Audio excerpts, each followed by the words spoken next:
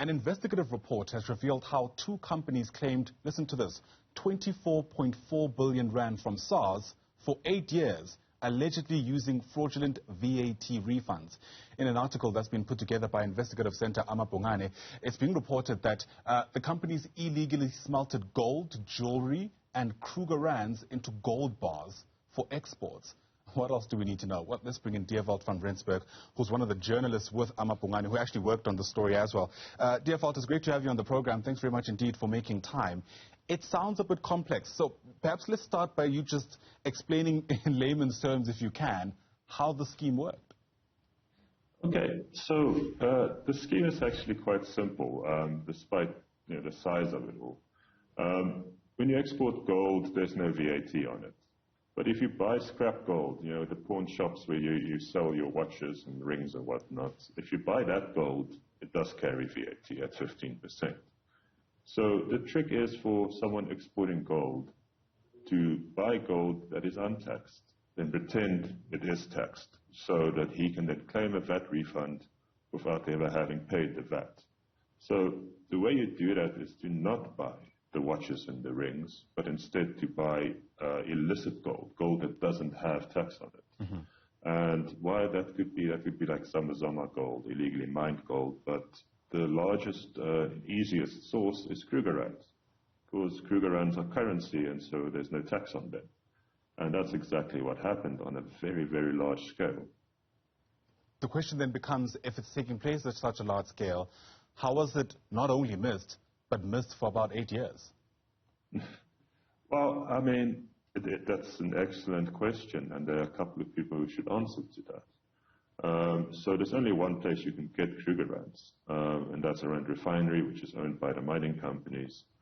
The volume of coins they produced is almost parallel to the amount of VAT refunds claimed by these exporting gold companies. They move like exactly the same direction, which is why SARS's theory, now is or was that there's an obvious correlation between the production and sale of Kruger Rands by Rand Refinery, which is the country's main gold refinery, and the use of the scheme.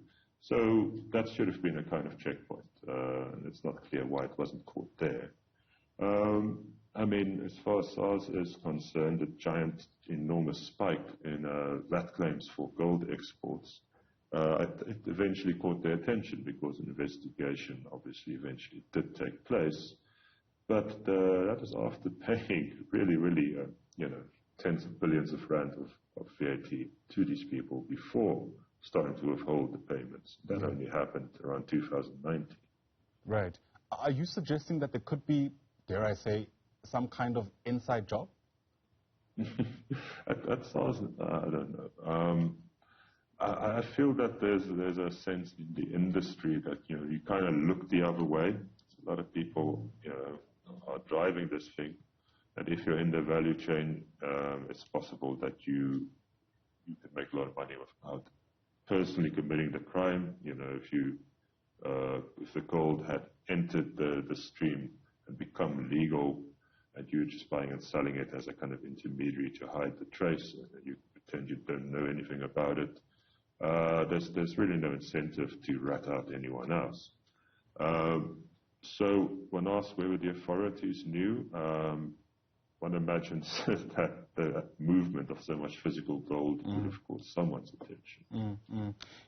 Many South Africans have rightly been frustrated by this idea that we have spoken about companies being held accountable without necessarily being able to speak about the individuals that run those companies being held accountable. I mean, even in this instance, we're talking about these two entities that are behind the scheme, but do we know the individuals behind those entities and how many of them there even were? Well, I mean, here I tread carefully for legal reasons. Right. But so the one company that SARS names, that we name, is called Rapper Resources. It's a very large refinery. It sits near Joburg. It's not exactly a hidden company, although it's not entirely clear who owns it, because it's owned by someone not in South Africa, and it was taken over a while back, and the Competition Commission redacted the findings about when it approved the merger. So I'm not actually, no one really knows who owns the figure, which is bizarre. We're certainly trying to find out. The individuals, who the managers are, the directors are, those things are readily available for any South African company. I think they mentioned in the article, the CEO of the main company spoke to us and gave a response, generic as it may have been. So the figures involved are not, it's not exactly hidden. They are probably hidden figures, but there is certainly a kind of first layer of individuals who are very much in the light. Right. Of course, there's great interest in trying to ascertain how possible it is at this late stage to recover this money. We're talking about 24.4 billion rand. From the work you've been able to do, is it possible for it to be recouped? No, probably not. What has happened now is that SARS has raised these enormous assessments, basically claiming back money from these guys. As things stand, it has a claim for 7 billion rand against this main identified company, although that's an assessment just for 2019 and a little bit of 2020.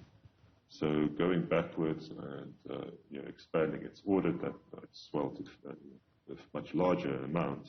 Now, it may very well come to someone and say, if you owe me 10 billion rand or whatever, whether they're able to give you that is another story, and in all likelihood not. I mean, the money has been used and dissipated, and people paid for the gold and so on. Sure. Well, I'm not quite sure what to make of that in a context where so much has been said about trying to recover what's been lost, especially at companies like SARS, which has been involved in all kinds of other skullduggery, at least if the State Capital Commission is anything to go by. But thanks for your contribution into helping us connect the dots. Really do appreciate your time this morning. Dewald van Rensburg is an investigative journalist with AmaBhungane. Once again, thanks very much indeed.